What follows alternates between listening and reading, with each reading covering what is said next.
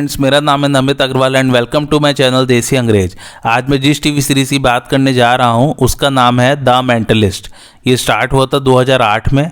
इसके total number of seasons है 7। इसके टोटल नंबर ऑफ एपिसोड्स है 151 और पर सीजन इसके नंबर ऑफ एपिसोड्स हैं 23 थे पहले 2 सीजन में, 24 थे बाद के 2 सीजन में, उसके बाद 22 एपिसोड्स थे 5th और 6th सीजन में और लास्ट सीजन में 13 एपिसोड्स थे। इसके हर एपिसोड की लेंथ ऑलमोस्ट 43 मिनट्स की है।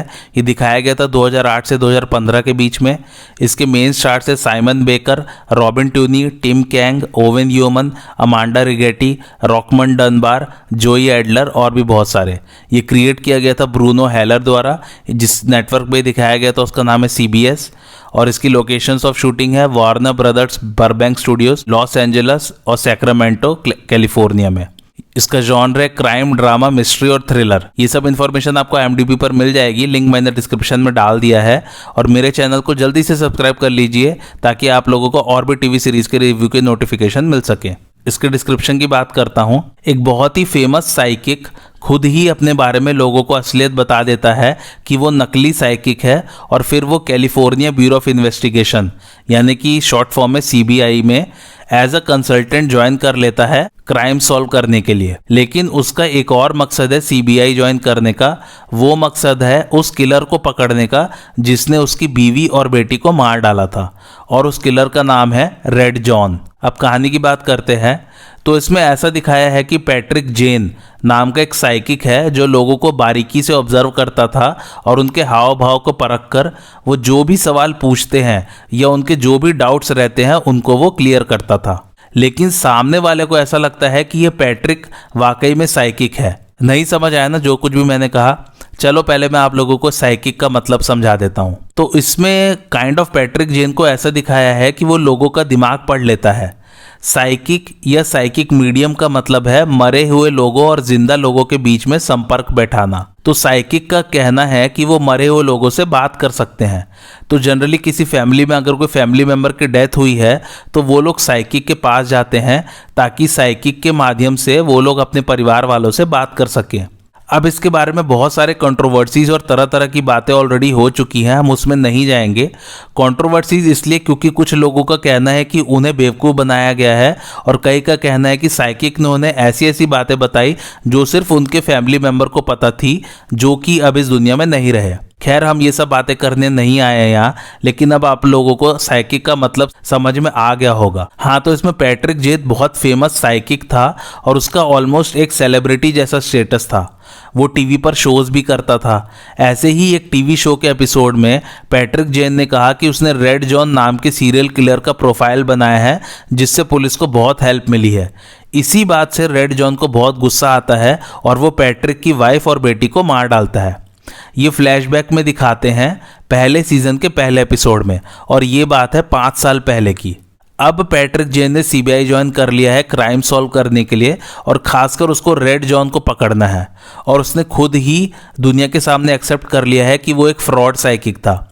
लेकिन पैट्रिक जेन का कहना है कि उन्होंने महारत हासिल कर ली है कुछ चीज़ों में, जैसे कि कोल्ड रीडिंग, हिप्नोसिस और पिक पॉकेटिंग में। अब इसमें हिप्नोसिस का मतलब आपको पता ही है, उसमें किसी इंसान को एक हिप्नोटिक स्टेट में ले जाया जाता है। हिप्नोटिक स्टेट में एक इंसान का ध्यान और एकाग्रता बहुत ही ऊंचे लेवल पर पहुंच जाती है और उस स्टेट में उसको अगर कुछ भी बोला जाए तो वो उसे कर देता है। उसमें आप अगर देखेंगे तो ऐसा लगेगा कि वो शायद दूसरी दुनिया में चला गया है। खैर, पिक पॉकेटिंग का मतलब है सीधे साधे शब्दों में कहें तो एक एक्सपर्ट जेब कतरा, उससे ज्यादा कुछ नहीं। हाँ, जो पहला वाला है उसकी बात करते हैं, यानी कि कोल्ड रीडिंग। कोल्ड रीडिंग के द्वारा एक इंसान दूसरे इंसान या अजनबी कह लीजिए उसके बारे में बहुत कुछ जान सकता है।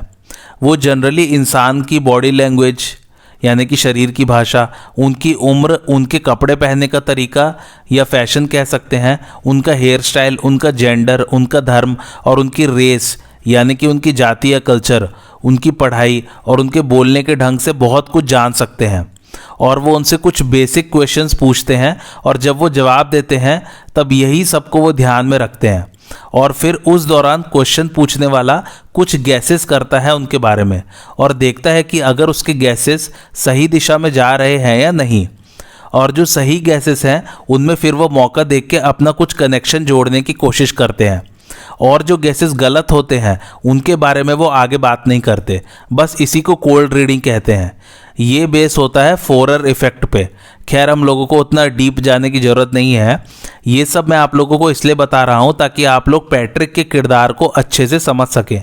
हाँ, तो पैट्रिक का कहना है कि वो इन सब में मास्टर है और वो इंट्यूटिव ऑब्जर्वेशन भी करता है। इंट्यूटिव ऑब्जर्वेशन वाले लोग बहुत ही तेज़ दिमाग के होते हैं। ऐसे लोग जिन बातों में कोई भी कनेक्शन आम आदमी को ना दिख रहा हो, वो लोग इनमें कनेक्शन ढूंढ निकालते हैं, और वो भी सही सही कनेक्शन।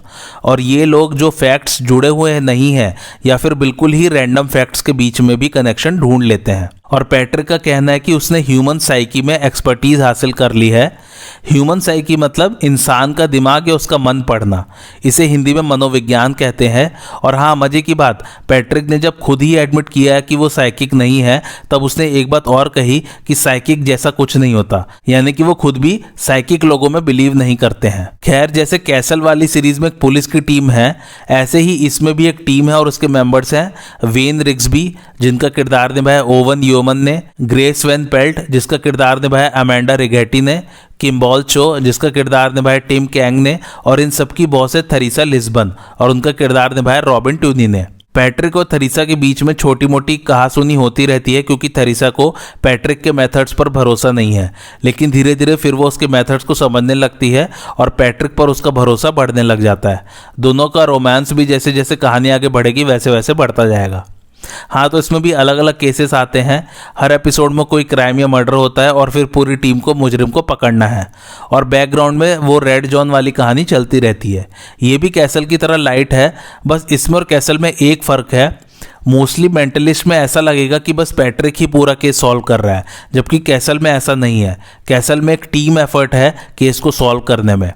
मेंटलिस्ट का एक बस यही ड्रॉबैक है कि इसमें टीम को बिल्कुल यूजलेस दिखाया है and it does not feel good to watch, क्योंकि सारे केसेस सिर्फ एक ही बंदा सॉल्व कर रहा है। तो पैट्रिक अपने ट्रिक से मुजरिम को पकड़ने की कोशिश में रहता है और पूरी टीम उसके शेनानिगन्स में साथ देती है। 5th-6th सीजन में केसेस थोड़े से कम हो जाते हैं और कहानी पूरी तरह से रेड जॉन पर ही शिफ्ट हो जाती है। एनीवे, सीरीज अच्छी है, नो डाउट, सबकी एक्टिंग भी अच्छी है, बट मेरा रिकमेंडेशन है वन टाइम वॉच। और इसके लिए भी वही आर्गुमेंट दूंगा कि इसको बिंज वॉच करने की ज़रूरत नहीं है।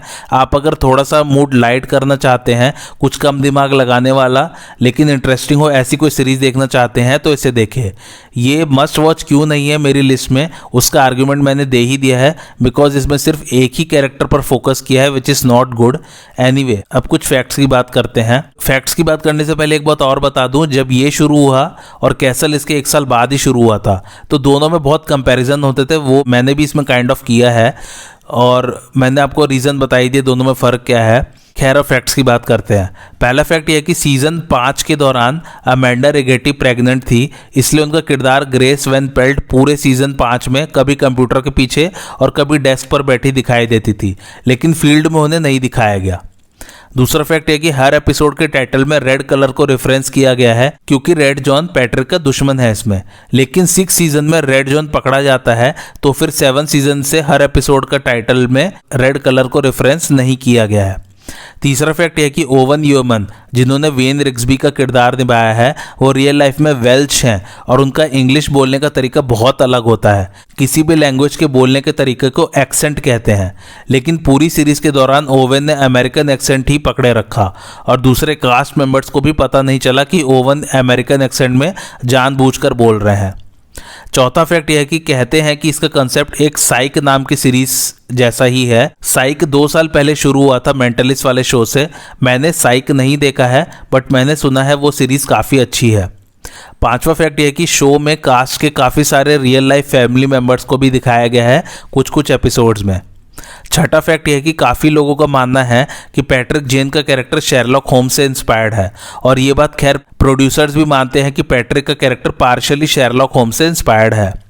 सातवां और आखिरी फैक्ट यह कि पैट्रिक जेन को इसमें फिलोफोबिया है, यानी कि जिसको लव और रिलेशनशिप से डर लगता है, इसलिए वो हमेशा अपनी वाइफ की एंगेजमेंट रिंग अपनी उंगली में पहने रहते हैं, और अगर उन्हें कोई फीमेल अप्रोच करती है तो वो उन्हें अपनी वो रिंग दिखा देते हैं, ये कहकर कि वो हैप्पीली मैरिड हैं, जबकि ऑलरेडी उनकी वाइफ और बेटी का मर्डर हो चुका रहता है। वो किसी को बताते नहीं इस बात को। IMDb रेटिंग की बात करें तो वो है 8.1 और रेट किया है इसको लगभग 1,84,000 लोगों ने।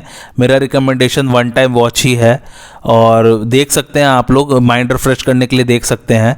एक्टिंग सबकी अच्छी है, केसेस भी अच्छे हैं और आपको मज़ा आएगा देख के। और आज का रिव्यू आपको कैसा लगा मुझे कमेंट करके ज़रूर बताइए, और आप और किस किस टीवी सीरीज़ का रिव्यू देखना चाहते हैं वो भी कमेंट करके ज़रूर बताइए। और मेरे चैनल देसी अंग्रेज को लाइक शेयर और सब्सक्राइब ज़रूर कीजिए। Thanks for watching.